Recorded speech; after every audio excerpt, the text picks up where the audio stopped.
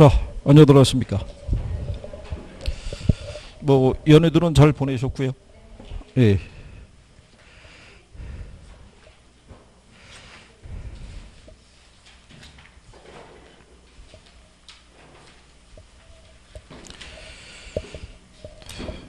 자, 오늘 주택 시장 하실 차례인가요? 예, 그래요. 뭐 연애 동안에 푹 쉬셨기 때문에 뭐 책을 한번 읽어보거나, 그쵸? 예, 뭐 그런 불상사는 없었을 거라고 추정을 하고, 그래요. 이제는 뭐 여름 휴가 갈 때까지 이렇게 뭐 쉬는 날은 없고, 예, 계속 진행을 하니까 거기에 맞춰서 열심히 해주시면 될 거예요.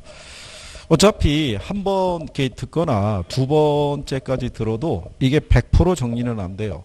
어차피 계속 돌아야 되는 부분이에요. 그러니까 개인적인 노력이 조금은 뒷받침이 돼줘야 돼요. 그죠? 그 감안하셔가지고.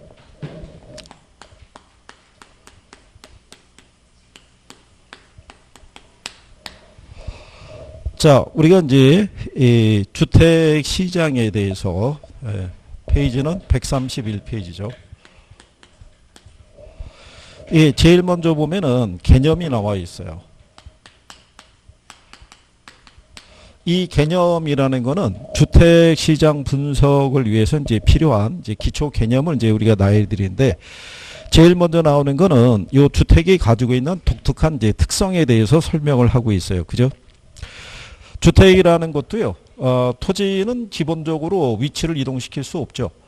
근데 주택도 일반적으로는 이동시키기는 쉽지는 않죠. 그죠? 특별한 경우가 아니고서는. 그래서 거기 보시게 되면요, 토지를 필요로 하기 때문에 일정한 장소에 고정이 돼 있어서 상품으로서에 대한 그 보면은 유통성이 높다라고 돼 있죠. 거기 보시면. 예, 유통성이 높다가 아니라 낮다라고 이렇게 생각하시면 돼요. 시장에서 쉽게 이렇게 유통이 될 수 있는 경우는 아니다라고 보시면 되겠고요. 그리고 이제 이 주택은 비교적 큰 상품으로서 그 생산을 위해서는 큰 자본이 그 소요가 되고 가격이 이제 비싼 것이 보통이다. 그래서 일반 상품보다는 고가품이라고 보시면 되겠죠. 그리고 그래서 이제 주택을 구입할 때 구매 자금을 축적할 때까지 오랜 시간을 필요로 하고 있다는 거. 그리고 이제 주택 공급의 비탄력적, 그 다음에 주택 수요의 필수적 성격 때문에 주택시장은 항상 불안전한 특성을 지니고 있다라고 이렇게 생각하시면 될 거예요. 그리고 이제 주택이라는 건 공공 서비스의 필요성이 있다는 얘기는 뭐냐면요. 여러분들이 보시면 주택만 존재한다고 그래서 걔가 주거로서의 서비스를 제공할 수 있냐면 그렇지 못하고요. 그 주택에 뭐가 연결이 돼야 되냐면 전기나 수도나 상하수도 있죠.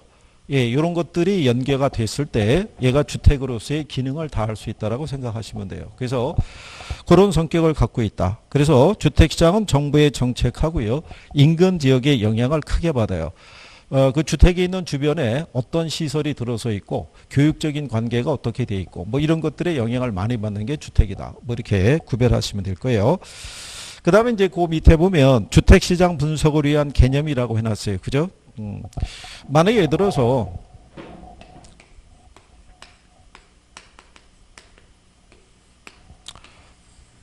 여기 주택시장이 있어요. 그러면 매년 보게 되면 주택시장에서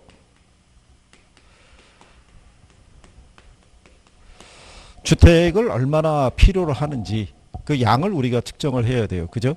예, 근데 이 양을 측정을 해야 될 때 이거를 물리적인 측면에서 접근을 하게 되면 이 양을 측정하기가 쉽지가 않아요. 그죠? 그럼 왜 그러냐면 거기 개념상에 보면 주택 서비스라는 게 있어요. 그죠? 근데 요 주택이라는 게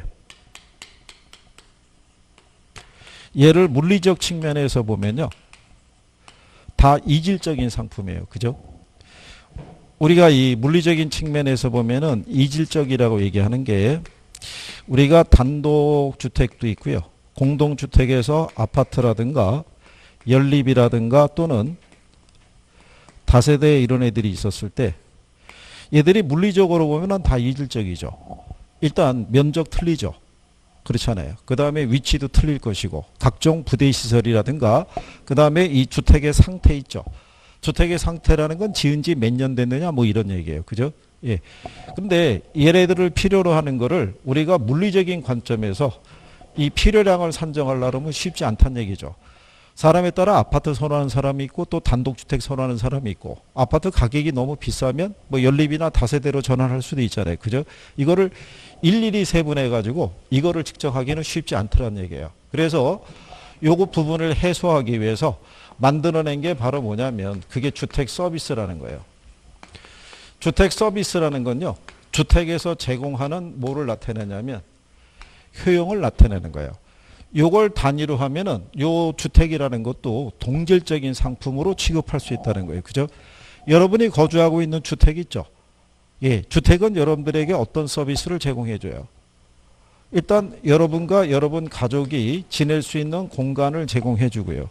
여러분들이 집에 들어가서 휴식을 취할 수 있거나 그렇죠? 또 외부 환경으로부터 여러분과 여러분 가족을 보호해 주는 이런 서비스를 제공한다는 측면에서는 물리적인 면에서는 다 다르지만 이 서비스라는 측면에서는 똑같은 상품이라 할 수 있어요, 없어요? 있죠. 그러면 여기 필요량을 산정할 때 물리적으로 이게 몇 채 필요하고 이게 몇 채 필요하고 이걸 따지는 게 아니라 시장에서 필요한 주택 서비스의 양이 얼마냐 이걸 측정하는 거예요. 이거를. 그러면은 시장을 분석할 때 조금 쉽게 분석할 수 있다라고 얘기하는 거죠. 왜냐하면 시장을 분석할 때 얘를 상품이 다 이질적인 상품이라고 그러면 시장을 분석하기가 쉽지가 않아요. 그래서 동질화시키기 위해서 만들어낸 단위가 뭐다?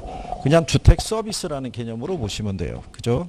그래서 거기 보시면 주택 서비스라는 측면에서 그 보면은 물리적인 측면에서 주택은 질적, 양적으로 이질적인 상품이라고 이렇게 해놨잖아요. 그죠?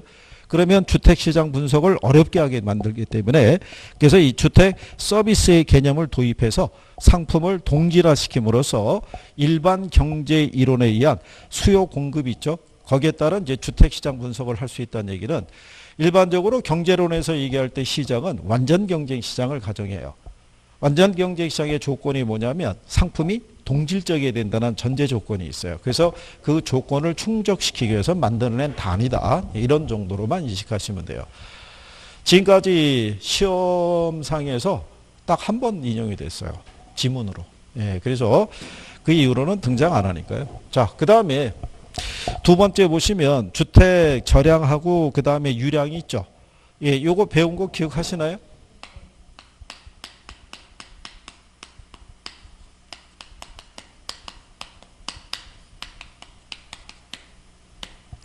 자, 그랬을 때 이제 처음 보시면요. 주택 절량이라고 있어요. 요거는 뭐를 기준으로 우리가 측정할 수 있냐면 시점이 주어져 있을 때. 그렇죠? 예, 요걸 기준으로 우리가 측정할 수 있다. 예. 자, 그러면 가령 예를 들어서 현재 서울시에 주택이 있죠. 예, 주택의 총량이 얼마냐를 우리가 파악하려고 할 때 있죠. 예, 그럴 때는 기간을 명시해서는 측정할 수가 없어요. 그러니까 뭐가 제시가 돼야 돼요. 예, 시점이 주어져야 돼요. 그러면 서울시의 이 주택의 현재 총량을 우리가 파악할 수 있죠. 그러니까 가령 예를 들어서 이렇게 쭉 시간선이 있다라고 가정하고요.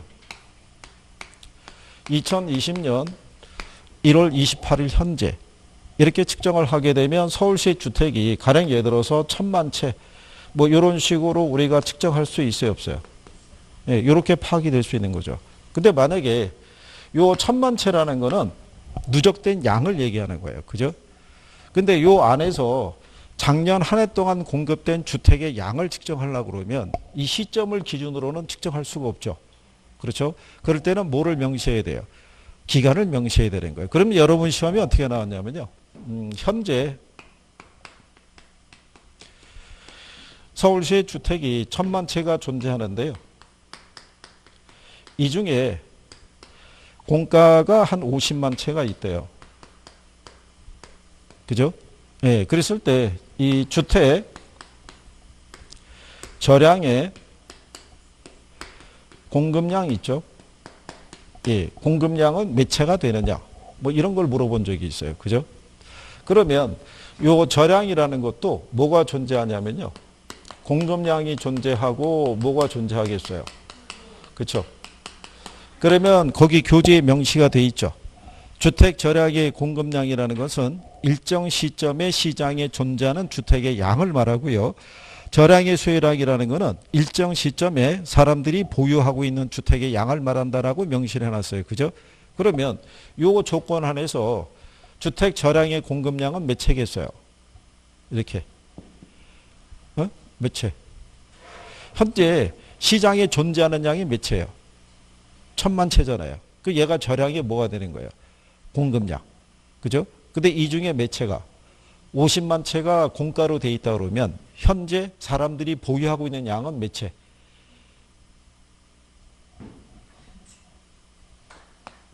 얘는 일정 시점에 시장에 존재하고 있는 양이니까 몇 채 되겠어요?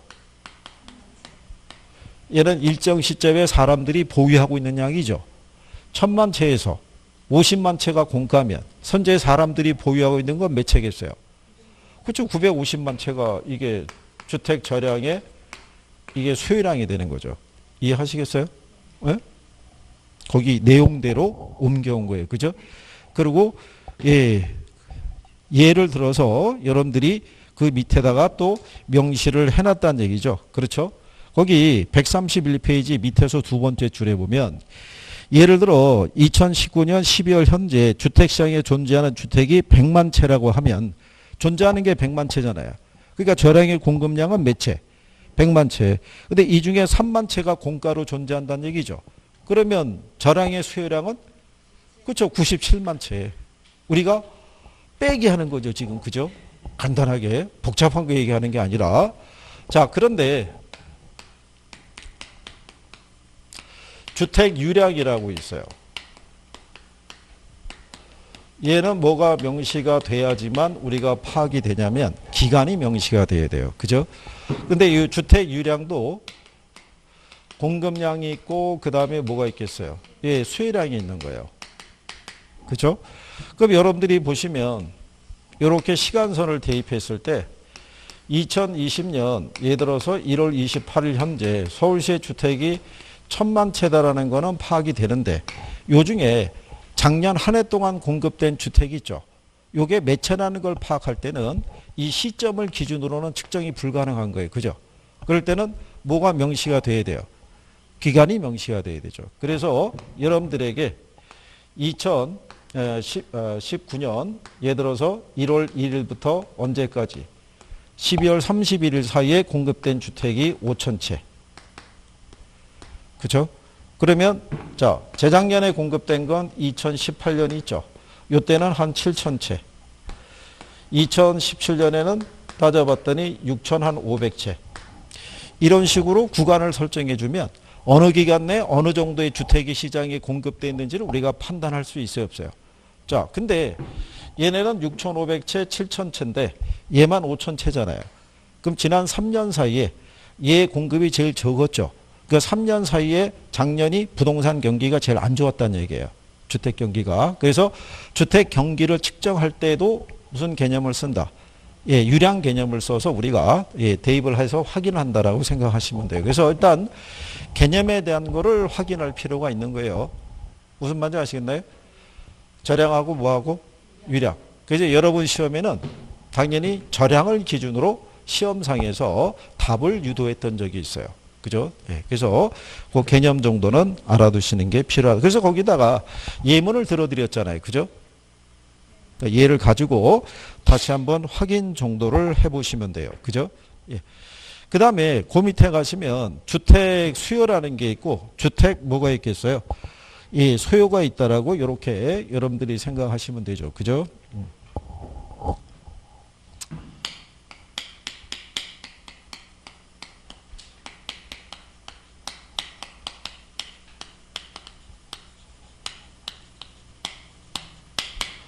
주택 소요가 있고요. 예, 주택 수요가 있어요. 그죠?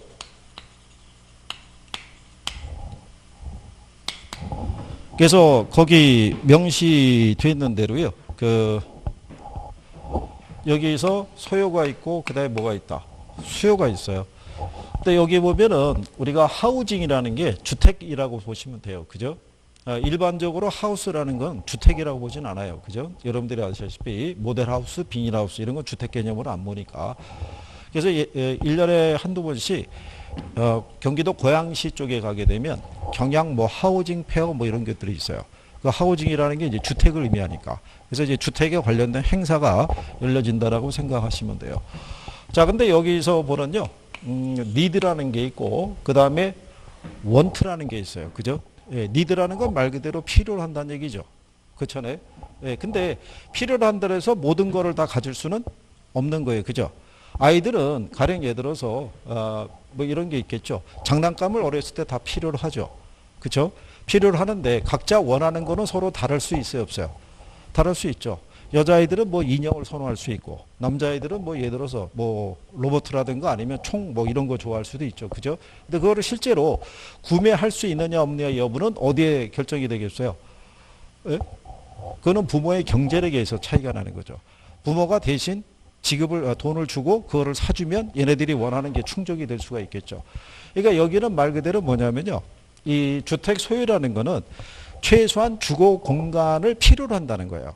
그러니까 여기서 이 사람들이 필요로 하는 거는 우리 가족이 편안하게 지낼 수 있는 공간을 필요로 하는 게 아니라 인간으로서 생활할 수 있는 최소한의 주거 기준에 관한 욕구가 바로 뭐를 나타낸다. 그게 주택 소유라고 보시면 돼요. 그래서 요거는 주거 공간에 관한 뭐를 나타낸다는 거예요. 욕구라는 거죠. 그런데 이 사람들의 욕구는요. 시장에서 이 사람들의 욕구를 충족시키기 위해서 주택을 공급하더라도 이 사람들은 그 욕구가 충족을 시킬 수가 없는 거예요. 예를 들어서 지금 시장에 보면은 모바일 폰 있죠. 핸드폰. 핸드폰 없는 사람들이 있어요. 그죠? 그럼 우리가 무슨 생각하냐면 아니 핸드폰 공짜 폰도 많은데 그거 하나 사서 그죠? 구입해 가지고 쓰면 될 거 아니냐. 근데 그 사람들이 뭐가 문제냐면요. 폰을 무상으로 지급받더라도 뭐가 걸림돌이 되냐면 한 달 사용료가 걸림돌이 되는 거예요. 소득이 한 달에 30만 원도 안 되는 분도 있어요, 없어요? 있죠. 그런 분들이 예를 들어서 뭐 방세 얼마 내고 생활하고 그러면은 이게 핸드폰 사용료로 15,000원, 2만 원 나가는 것도 부담스러워하는 분들이 있다고요. 그러니까는 그 사람들이 당연히 핸드폰에 대한 욕구는 가지고 있죠. 근데 그 욕구를 어디서는 충족하기가 어려워요. 시장에서는 그 욕구가 충족이 되기를 어려워요. 시장은 경제 논리니까. 사용에 대한 뭐를 지불해야 돼요. 대가를 지불할 수 있는데 대가를 지불하지 못하죠. 그러니까는 이 사람들의 욕구는 여기서 충족시켜주는 거예요. 정부가 공짜 폰도 공급해 주면서 월 사용료도 싸게 보조를 해주는 거예요. 그래서 여러분들이 하시는 공공임대주택 아시죠? 걔네 월 사용료라든가 관리비가 일반 민영주택에 비해서는 훨씬 싸죠. 그랬을 때 사람들이 최소한의 주거에 관한 욕구가 충족이 될 수 있다는 얘기예요. 그러니까 이 사람들의 욕구는 누가 개입을 했을 때, 그렇죠? 정부에 의해서. 근데 이 사람들은 이 욕구에다가 뭐를 갖고 있는 사람들이에요. 그렇죠? 그러니까 이 사람들은 다양한 욕구를 표출하는 거예요. 그죠? 꼭 예를 들어서 아파트만 필요로 하는 게 아니라 전원주택을 필요로 할 수도 있고 단독주택도 필요로 할 수도 있고 이럴 수 있어요, 없어요? 그 다양한 욕구는 이 사람들이 뭐를 갖고 있어요? 구매력을 갖고 있으니까 시장에서 충족을 시켜주는 거예요. 그래서 여기 있는 요 디맨드라는 것이 욕구에다가 뭐를 수반한, 그렇죠? 구매력을 수반한 그 수요라고 생각하시면 돼요. 그래서 이거는 어디서? 시장에서 충족이 되는 거고 이건 누구에 의해서? 그렇죠? 정부의 역할이 필요로 한다는 거를 생각하시면 돼요. 자, 그래서 그런 내용이고요. 자, 그 다음에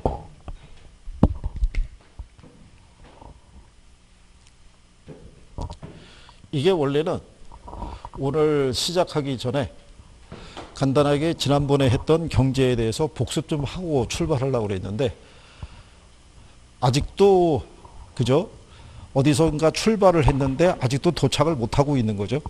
지금 아마 지금 뭐 비행기 안에 타고 있든가 지금 공항에 내렸다든가 그죠? 예, 그래서 아마 생각은 그래 1월까지는 쉬고 2월 1일부터 열심히 해야지라고 또 그 계획을 짜갖고 움직였을 거예요. 그죠?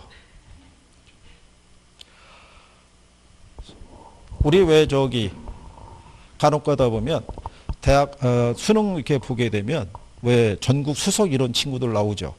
그러면 전국 수석하거나 또는 학창 시절에 전교 1등 했던 친구들이 있죠.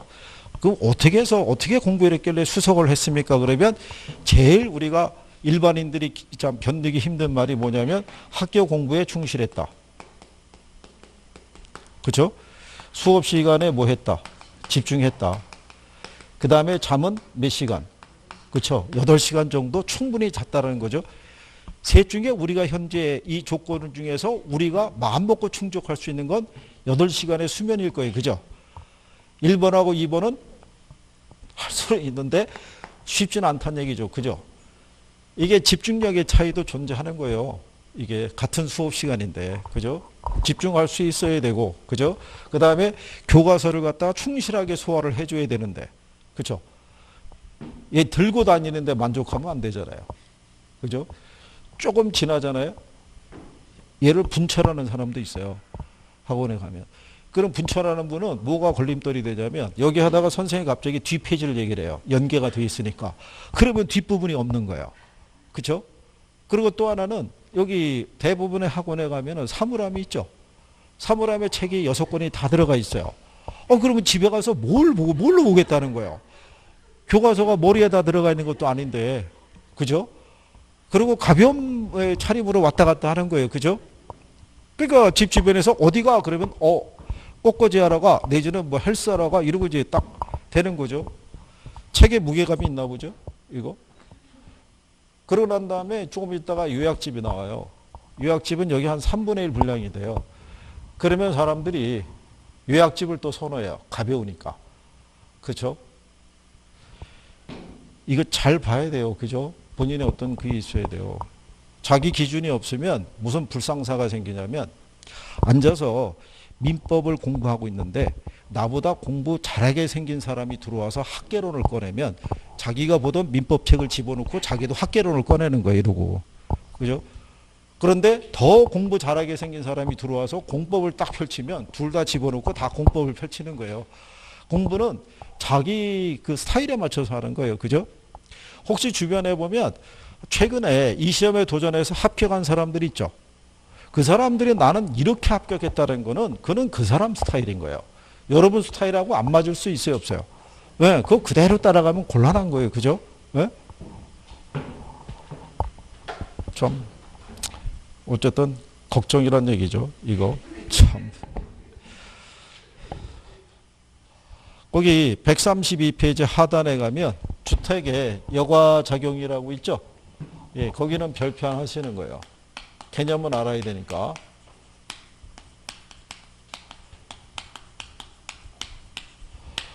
여과작용인데요. 그 가로 열고 순환작용이라고 해놨죠. 그죠? 예. 거기에 보면은 요 여과에 대한 개념이라고 해놨어요. 그죠? 이게 작년 시험 문제 답으로 나왔던 거예요. 거기 보면 132페이지 마지막 줄에 보면 주택 여과작용이란 주택의 질적인 변화와 가구의 이동이 있죠. 이동과의 관계를 나타내는 게 바로 뭐다? 그게 여과라는 거예요. 그게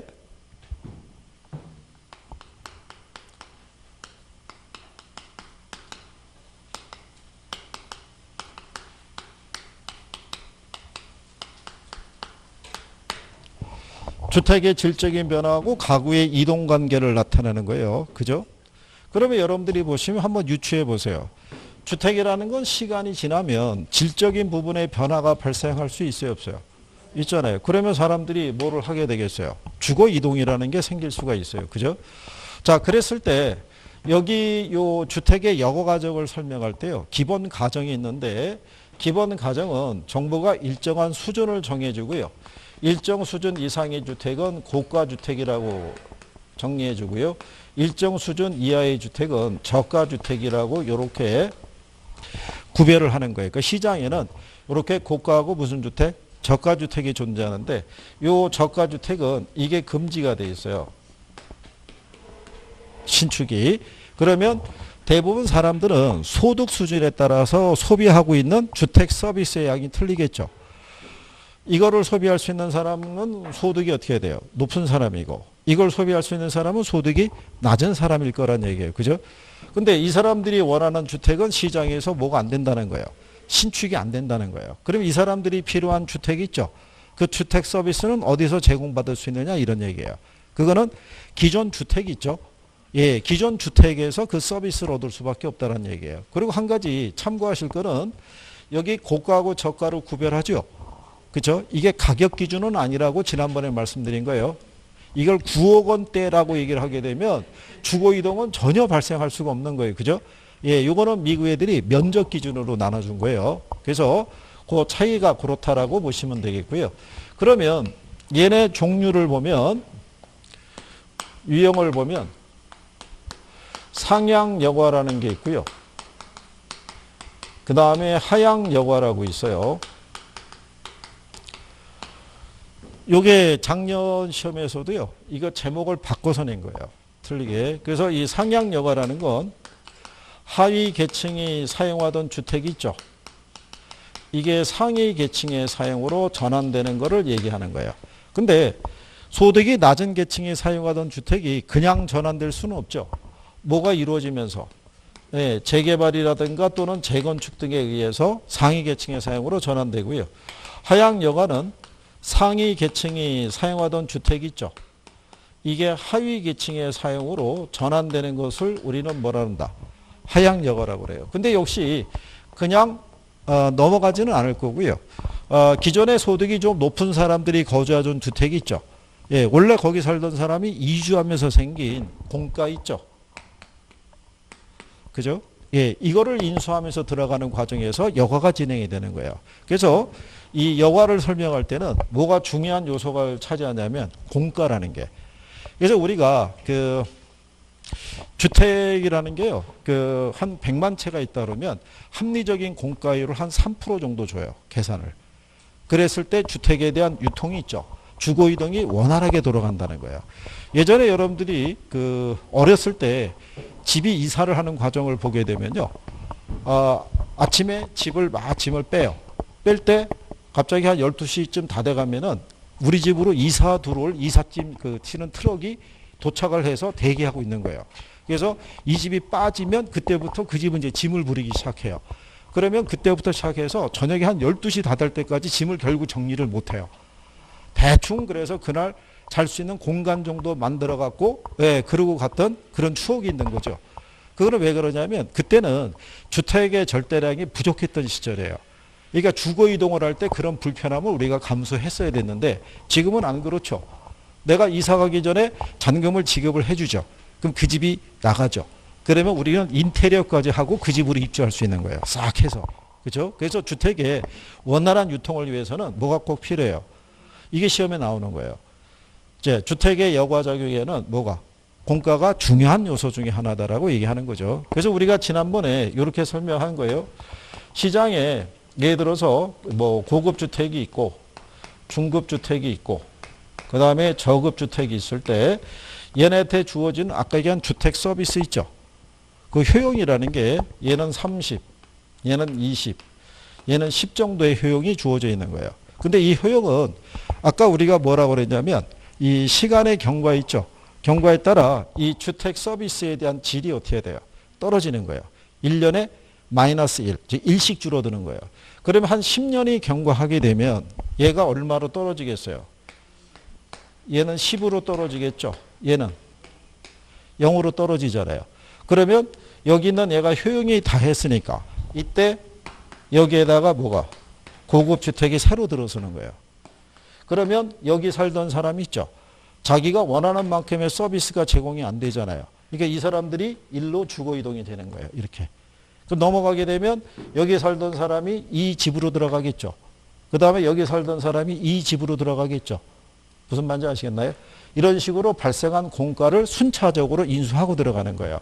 그러고 난 다음에 다시 또 몇 년의 시간이 경과하면 10년의 시간이 경과하면 다시 또 로테이션이 발생할 수 있어요, 없어요? 이런 식으로 계속 지속적으로 순환된다라고 얘기하는 거예요. 그게 여과 현상을 설명하고 있는 논리다. 이렇게 보시면 돼요. 이해하시겠어요? 용어상에서 상향 여과하고 뭐하고? 예, 하향 여과의 관계를 그렇게 구별하시면 돼요. 자, 그래서 이제 그거를 설명했고요. 그래서 여기 상향 여과하고 하향 여과 보실 때 1번이 상향 여과고 2번이 하향 여과고요. 3번을 보면 공가의 발생은 주택 여과 과정에 중요한 구성 요소 중에 하나다 이렇게 해놓은 거예요. 그 지문까지는 기억을 해주시면 돼요. 무슨 말인지 아시겠죠? 네. 그 다음에 거기 하향여과 과정이라고 해서요. 단기와 장기라고 돼 있는데 그거는 뭐 지금 참고하셔도 돼요. 그거는. 근데 나중에 한 5월달 정도 되면 한번 그래프 그려서 설명은 해드려요. 근데 시험에서 인용이 잘 안 돼요. 근래 패턴이. 왜 패턴이 인용이 안 되냐면 일반적인 이론을 줬을 때 단기하고 장기 했을 때 여기도 고가주택시장과 저가주택시장으로 나눠서 이게 분석을 해야 되는데 이거를 파악하려고 하면 뭐가 걸리냐면 시간이 좀 걸려요. 그러니까 지문이 나왔을 때. 그게 1번 안에 풀기는 좀 쉽지 않을 거예요. 그래서 근래 한 10년 사이에 단기하고 장기의 변화를 물어봤던 문제가 나온 적이 거의 없어요. 이게. 다만 이제 여러분들은 듣고 난 다음에 복잡하다는 생각은 해요. 이게. 네, 그래서 걸러주는 거죠. 뭐. 그죠. 그 다음에 거기 134페이지 가면 중간에 그 박스 있고 박스 밑에 가면 주택 여과 현상의 효과라고 해놨죠. 주택의 여과 과정이 원활하게 작동하는 주택시장에서요. 여과 효과가 긍정적으로 작동을 하면은 주거의 질을 개선하는 효과가 나타날 수 있어요, 없어요? 이게 순환하니까. 그죠? 저소득층도 원래보다 주거 환경이 어떻게 돼요? 개선이 되는 그런 효과가 나타날 수 있는 거예요. 근데 만약에 여러분들이 정책에서 분양가 규제 뭐 이런 거 배우셨죠? 분양가 규제하게 되면 신규 주택의 공급이 어떻게 돼요? 줄어들어요. 그러면 뭐가? 저소득층의 주거 수준이 개선이 되는 게 어려워져요. 새롭게 공급된 주택이 있어야 순차적으로 뭐가? 여가가 진행이 되면서 로테이션이 될 텐데 그러지 못하는 부작용도 처리할 수 있다고 생각하시면 돼요. 그러면 저소득층의 주거의 질이 개선이 된다 안 된다? 안 된다는 그런 후유증도 있다고 보시면 돼요. 그 다음에 그 밑에 가시면 주거분리라고 돼 있죠.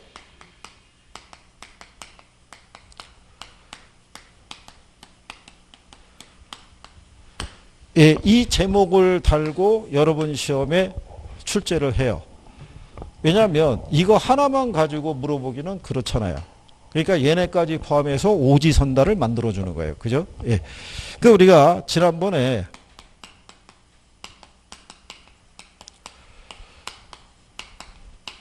이 주거분리의 개념에 대해서 설명해 드렸는데 요 주거분리라는 것은요. 도시화라든가 또는 산업화 등의 영향에 따라 고소득층에 대한 주거지역이 있죠. 이거하고 저소득층에 대한 주거지역이 분리되는 것을 우리는 주거분리라고 얘기를 해요. 그죠? 그럴 때 요 주거분리라는 것은요. 도시 전체에서도 발생할 수 있고요. 어디서도 발생할 수 있다. 예, 근린지역에서도 발생이 다 돼요. 요게 여러분 시험에서 한 2번 인용이 됐어요. 도시 전체적인 차원에서는 발생할 수 있는데 어디서? 예, 근린지역에서는 발생하지 않는다. 여러분이 거주하고 있는 주변 공간에서도 주거분리는 발생할 수 있어요, 없어요? 발생할 수 있는 거예요. 지난번에 얘기한 것처럼 아파트 같은 아파트 단지인데 여기 민영이고 여기 주공이라든가 아니면은 임대 아파트 들어가 있는 경우 있죠. 그럼 이 안에 경계가 설정이 돼야 안 돼요. 이 설정이 돼요. 하다못해 인근에 있는 저기 그 학교에서도 파악은 다 되고 있어요. 무슨 아파트 몇 동이 있다 그러면은 거기는 민영이고 그렇지 않은 애들은 뭐 임대라든가 아니면은 주공이다. 뭐 이런 것들이 다 구별이 될 정도로. 예전에 그래서 아파트 단지 안에 이거 벽 친 데도 있어요. 벽 쳐가지고 이 출입구를 갖다가 막아버린 데도 있다고요. 그게. 그래서, 자, 그러면 요 과정에 대해서 이렇게 보시면,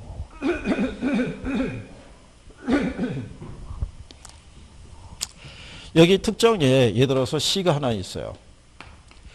자, 이 시에 보게 되면 기존 주거지역이 있어요. 여기가 조성된 지가 한 40에서 50년 정도 됐어요. 그러면 많이 노후화됐겠죠. 근데 도시가 팽창을 하면서 예전과 달리 경제 규모도 커지고, 그죠? 이 안에 소득 수준도 많이 높아진 거예요. 그러면 새로운 주택 서비스를 필요로 한다고요. 그죠? 근데 기존 주거지에서는 그 욕구가 충족이 안 되잖아요. 근데 이 사람들은 구매력이 있으니까 새롭게 신도시 같은 개념에서 신주거지가 하나 조성이 돼요. 그러면 얘네는 얘네보다 주거 환경이 훨씬 더 어떻게 돼요? 좋을 거고 교육적인 환경도 우수하겠죠. 그러면 사람들은 일로 이주하고 싶을 거 아니에요. 근데 다 갈 수는 없죠. 소득에 따라서 소득이 높은 사람은 갈 수 있어요. 근데 소득이 낮은 사람들은 그냥 머물 수밖에 없는 경우죠. 그러면 이 과정에서 이 주거분리가 발생할 수 있어요, 없어요? 발생할 수 있죠. 근데 이렇게 신주거지가 조성이 됐다 그래서 이 안에 들여다보게 되면 다 고급 주택만 있는 건 아닌 거예요. 그죠? 강남을 가더라도 다 고급 주택만 있는 건 아니죠. 이면에 가면은 뭐 원룸도 있을 수 있고 연립이나 다세대 다가구가 존재할 수도 있어요, 없어요? 같이 공존하는 거예요. 그럼 그때는 뭐를 사이에 두고 담장 하나를 사이에 두고도 경계가 설정이 되기도 해요. 그래서 도시 전체적인 차원에서 발생할 수 있고 어디서? 근린 지역에서도 발생할 수 있다는 거예요. 자, 그러면 거기 그 주거분리하고 이제 여가자격에서 134페이지에 하단에 개념에 보면은 굵은 글씨로 해놨죠. 도시 전체적인 뿐만 아니라 지리적으로 인접한 근린 지역에서도 발생할 수 있다라고 얘기를 해요. 그죠? 그럼 옆 페이지에 가면 여가작용에 의한 주거분리라고 있어요. 그죠?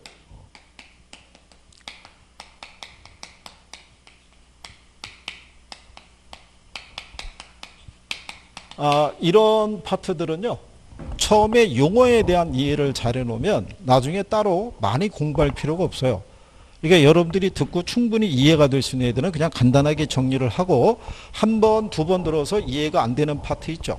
예, 그 부분만 이제 우리가 조금 집중적으로 해서 그 부분이 해소가 되면은 성적이 나올 수밖에 없는 구조가 돼요. 그죠? 그러니까 웬만한 내용은 이해를 해야 돼요. 무슨 말인지 아시겠죠? 간단하게 해주는 거. 왜 선생님이 이렇게 설명을 하겠어요? 뭐 하라고?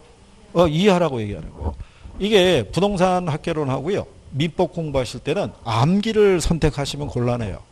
이해를 해줘야 단원에 대한 여러 가지 내용이 이게 범위도 좁아지고 점수 따기도 용이해지는 거예요. 자, 그러면 여가작용에 의한 주거분리를 보시게 되면요.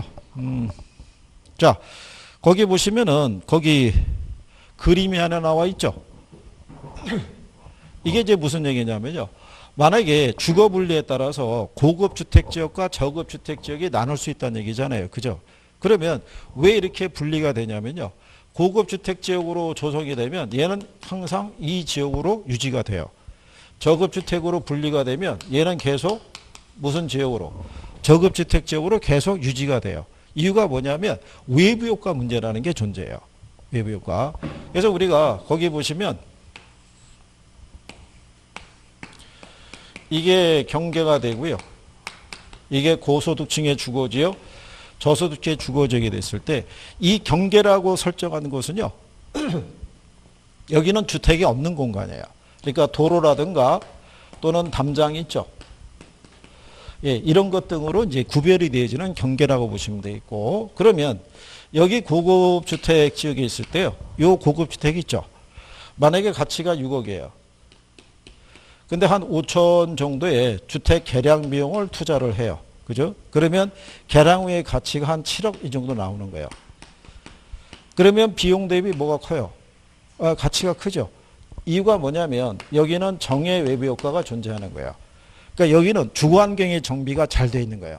그러니까 자기 집에다가 만약에 개량 비용을 투자하면은 그 이상의 가치 상승을 기대할 수 있다는 얘기예요. 그러면 이 지역에 주택을 갖고 있는 사람들은 자기 집 관리에 신경 쓰겠어요, 안 쓰겠어요?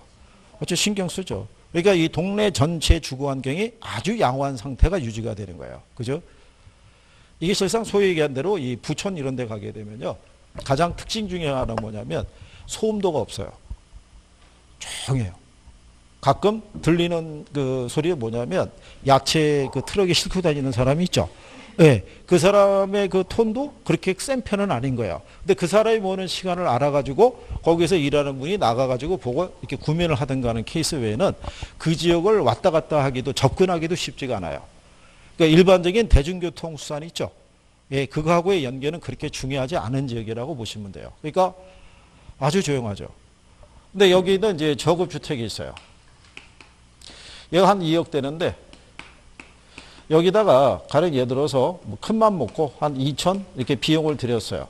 그러면 개량 후의 가치가 얼마냐면 2억 1천밖에 안 돼요. 그러면 비용 대비 가치에 대한 상승이 크지 않죠. 이유가 왜 그러겠어요? 여기는 부의 외부 효과가 존재하는 거예요. 주거 환경이 열악한 거예요. 그러니까 우리 집만 단장을 했다고 해서 이게 가치가 높아지냐면 그렇지는 않은 거예요.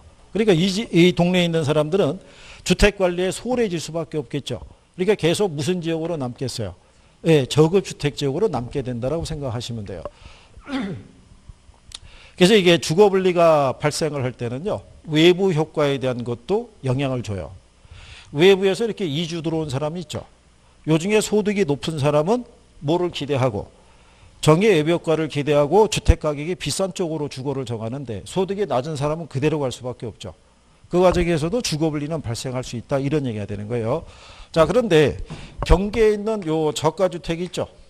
얘는 전체적으로 할증이 돼서 거래돼요. 경계가 있는 거. 왜 할증이 돼서 거래되겠어요?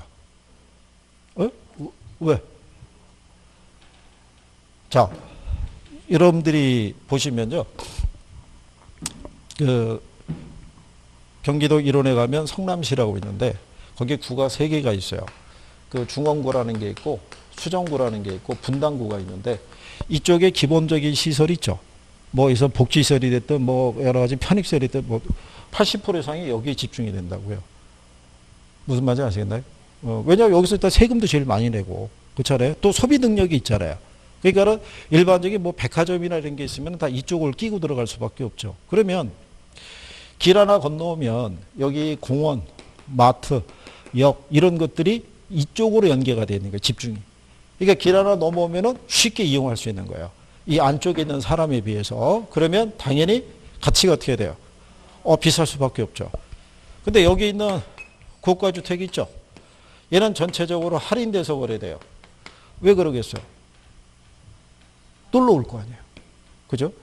이 사람들은 기본적으로 조용해야지. 자기들의 어떤 주거에 대한 서비스가 제공이 된다고 생각하는데 가끔 이렇게 넘어와서 같이 놀자고 할 수 있어요, 없어요? 그럼 시끌시끌하고 막 이럴 거 아니에요. 그러니까 여기 있는 사람들은 자기가 원하는 만큼의 이런 서비스가 제공이 안 되는 거예요. 그러면 결국 여기 있는 사람들은 이 집을 내놓을 수 있어요, 없어요? 싸게 나오겠죠. 그러면 요 중에서 경제력 있는 사람이 이 주택을 인수하는 거예요. 그걸 우리가 침입에 의한 하향 여가 과정이라고 얘기를 해요. 그죠? 그러면 경계가 안으로 확산될 거 아니에요. 그죠? 그렇게 되다 보면 결국 여기 있는 주거 지역이 뭐로? 저급주택 지역으로 완전히 지구가 바뀔 수가 있겠죠. 그걸 우리가 천이 또는 계승이라고 그래요. 그래서 이렇게도 지문이 나온 적이 있어요. 침입과 뭐에 의한? 계승에 의한 하향 여가 과정이 진행이 될 수 있다라고 얘기를 해요. 무슨 말인지 아시겠나요? 자, 그래서 요게 그 그림에 대한 거를 설명을 해드리고 있는 거예요. 그래서 거기 보시면 주거 분리와 근린 지역의 변화 거기 보시면은 할증과 할인에 대한 논리가 있고요. 그림 밑에 그림이 거기 보면 그 다음에 동그라미 2번에 보면 침입과 천의 현상으로 인한 주거 입지의 변화라고 명시가 되어 있죠. 예, 그 두 개의 과정을 설명을 해드린 거예요. 예, 그 다음에 그 밑에 가면은 불량주택 문제 있죠. 예, 불량주택 문제는 우리가 원인이 어디에서 작용한다 그랬어요. 그건 소득 문제예요. 무슨 문제다? 소득 문제. 그죠?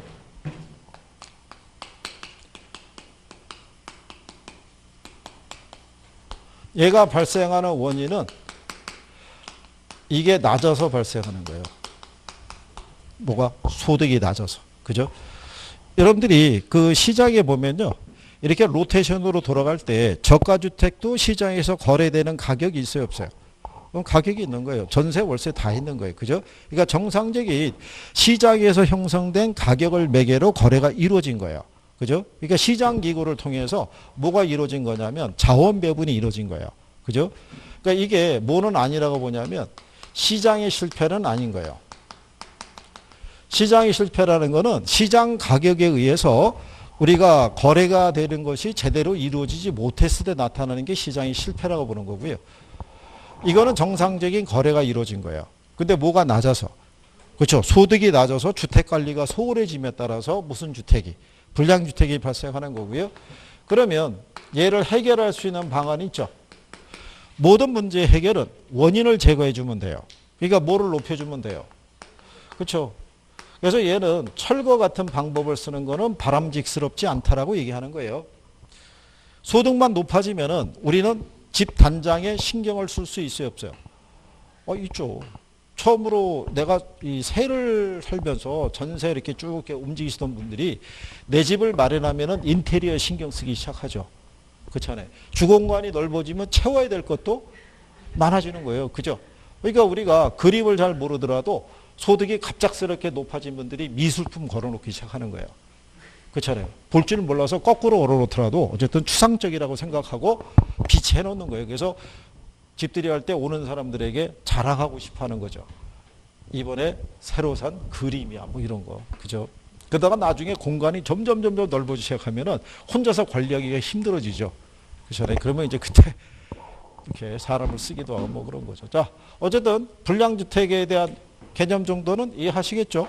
예, 이거는 틀림없이 외부 모의고사 볼 때 선생들이 한번 쓸 거예요. 그죠? 이런 쪽으로, 틀린 쪽으로. 예, 그러면 잘 찾아주시면 돼요. 자, 그 다음에 이제 뒤로 넘어가시면 부동산 시장과 정보의 효율성이라고 있죠.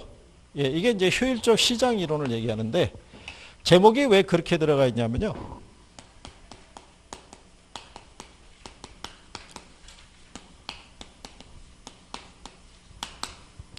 이게 그 시장의 효율성에 보면요. 종류가 세 가지가 있어요. 정보의 효율성이라는 것도 있고요. 그 다음에 배분적 효율성이라는 것도 있고요. 그 다음에 운영적 효율성에서 세 가지가 있는데 여러분들이 여기서 배우시는 거는 두 가지 정도예요. 정보의 효율성하고요. 배분적 효율성에 대한 두 가지 논리 정도 배우신다고 보시면 돼요. 그죠? 그래 우리가 지난번에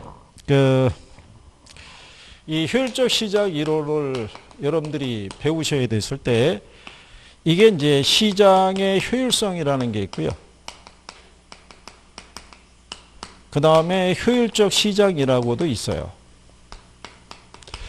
이것도 예전에 여러분 시험에 한번 인용이 됐던 적이 있어요. 이게 답으로 나왔던 거예요. 그죠? 거기 보시면 시장의 효율성이란 새로운 정보를 얼마나 지체 없이 가치에 반영하는 정도 있죠. 예, 그 속도 얘기하는 거예요. 그죠? 근데 효율적 시장이라는 것은요. 그 새로운 정보가 지체 없이 즉각 가치에 반영되는 시장을 무슨 시장이라 한다? 그걸 효율적 시장이라고 그래요. 그러면 부동산 시장도 효율적 시장이라고 할 수 있냐 이런 얘기죠. 부동산 시장도. 그죠? 효율적 시장이라고 할 수 있어요 없어요? 우리가 지난번에 이렇게 해드린 거예요. 부동산의 가치는요.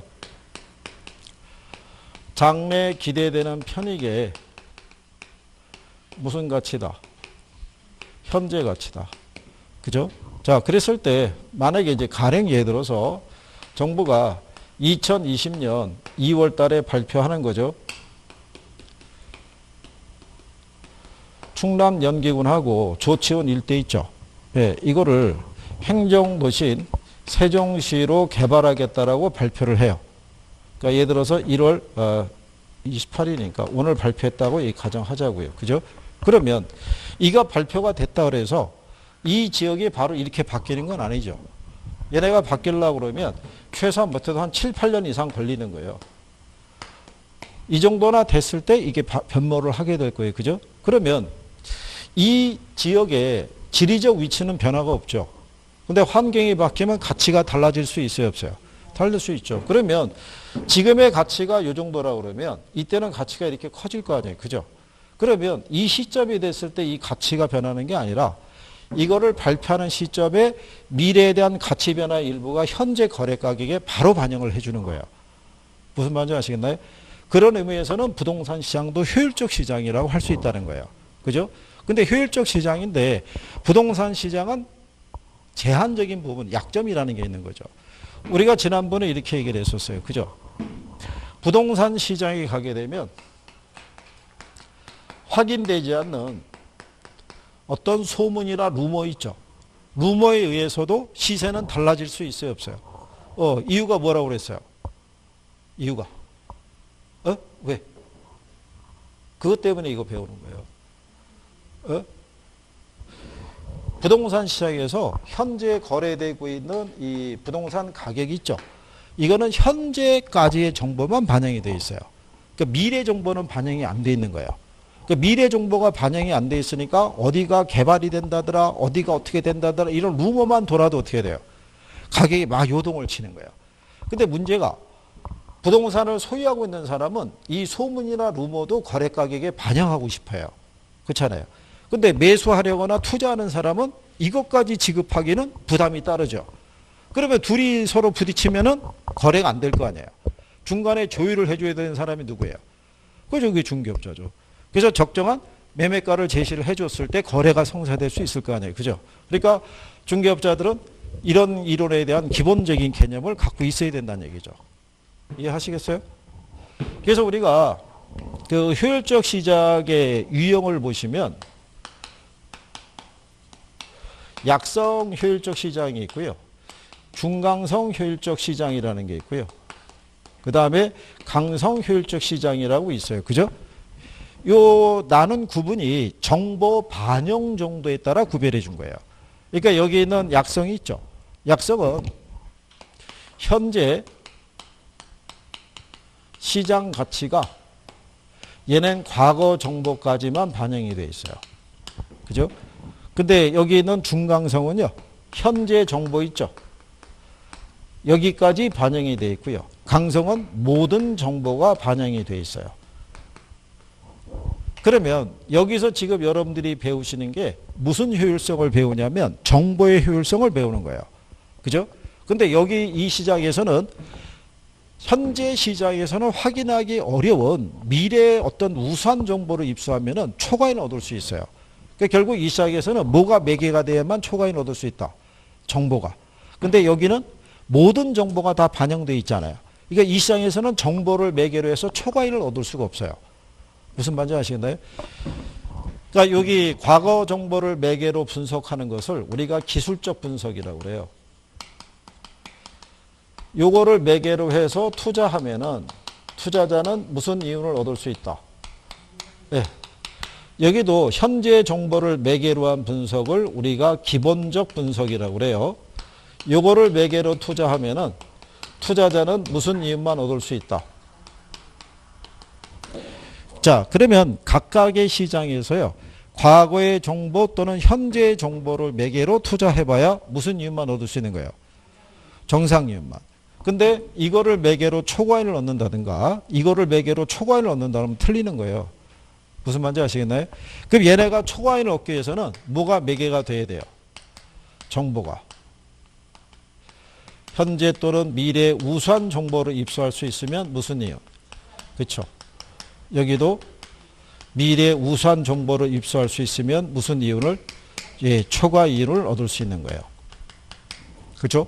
근데 여기는 투자자가 뭐 해서 투자를 해가지고 여기서 얻을 수 있는 건 정상 이윤밖에 없어요. 그죠? 여기 왜 정상 이윤밖에 얻을 수가 없어요? 이걸 매개로 할 수가 없죠. 모든 정보가 다 반영되어 있는 시장이에요. 그죠? 예, 그래서 얘를 축으로 시험에서 활용하는 거예요. 여기서도 정보 이용해서 초과이를 얻을 수 있다면 틀리는 거예요. 무슨 말인지 아시겠나요? 그러면 그 다음에 또 하나 물어보는 게 뭐냐면 여기 있는 과거의 정보 있죠. 요거 매개로 약성에서는 이 정보를 매개로 해서 초과인 얻을 수 있어요, 없어요? 예? 여긴 초과인 얻을 수가 없는 거예요. 과거의 정보를 매개로 초과인 얻을 수 있으면 이 시장은 약성이 아닌 거예요. 여기도 마찬가지인 거예요. 이거 매개로 해서 초과인 얻을 수 있으면 이 시장도 뭐는 아니다. 중강성이 아니라고 보는 거예요. 무슨 말인지 아시겠나요?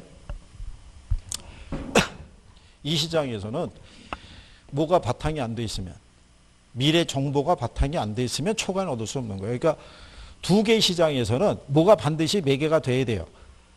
정보가 매개가 돼야 되는 거예요. 그죠? 예를 들어서 정부가 오늘 발표했잖아요. 그죠? 그러면 이 사실은 금방 시장에 퍼져나갈 거 아니에요. 그렇잖아요. 그 소식을 듣고 막 일로 달려와 가지고 부동산 구입을 해봐야 이미 시세는 어떻게 돼요? 올라가고 있는 추세고 매물도 있어요, 없어요? 매물도 없는 거예요. 이걸 발표하기 이전 있죠. 이전에 이 정보를 입수하면은 많은 뭘 얻을 수 있어요. 이윤을 얻을 수 있죠. 그게 부동산 시장이라는 거예요. 무슨 말인지 아시겠나요? 그래서 부동산 시장에서는 뭐를 입수하는 게 미래 정보 있죠. 예, 그게 상당히 중요한 역할을 하죠. 그게. 그래서 일단은 요 개념 정도는 알아두시는 게 필요해요. 그죠? 그리고 이 효율적 시장의 형태는요, 나라마다 틀려요. 대부분의 후진국이 약성이고요. 선진국이 강성 정도의 형태라고 보시면 돼요. 그래서 선진국에서는 자국에서 나타나고 있는 어떤 정보 있죠. 그거 매개로는 걔네가 투자 운영해봐야 큰 이익을 거둘 수가 없어요. 이미 웬만한 정보는 다 오픈이 되어 있는 거예요. 공개가. 그래서 그 사람들이 그 다국적 기업이라는 명목으로 어디로 진출하냐면 개발도상국가라든가 후진국이 있죠. 그리로 가는 거예요. 그러니까 예전에는 우리나라도 그런 현재 형태였을 때는 외국계 기업이 많이 들어왔던 거예요. 그래가지고 운영을 해서 막대한 뭐를 이윤을 많이 챙겼다가 이제 우리나라도 IT 강국이고 웬만한 정보는 다 실시간으로 이게 제공이 되잖아요. 그러니까 빠져나가는 거죠. 그래서 그 사람들이 가는 게 동유럽이나 아프리카나 남미나 또는 동남아나 그 시장을 또 찾아가는 거예요. 그래서 거기서 어느 정도 이윤을 다 얻고 있는 상태에서 거기도 어느 정도 이제 개발이 돼서 정보가 많이 공유가 되기 시작하면 큰 이익을 기대하기가 어려운 거죠. 그러면 그 시장을 떠날 수밖에 없는 거죠. 우리나라도 현재 그걸 따라가고 있잖아요. 우리나라도 우리나라에 투자했고는 큰 이익을 기대하기가 어렵다. 그러니까 상대적으로 인건비 싸고, 그죠? 정보가 제한적인 나라를 많이 가는 거죠. 그래서 그런 나라일수록 빈부의 격차가 심해요. 상위 10%는 잘 살고 하위 90%는 못 사는 형태가 되어 있어요. 왜냐하면 그 나라에서는 정보가 주어졌더라도 여기 개발한대요. 그죠? 이미 발표하는 거예요. 근데 개발하고 싶어도 뭐가 없어요. 돈이 없는 거예요. 소득이 없으니까. 그러면 개발을 계획을 발표했고 했는데도 1년, 2년이 지나도 그냥 방치된 상태일 때 거기를 개발해서 이득을 보는 사람은 누구겠어요? 진짜 돈 있는 사람이 와서 또 개발하고 이득 보고 그러는 거예요. 그러니까 뭐 그런 내용이라고 생각하시면 돼요.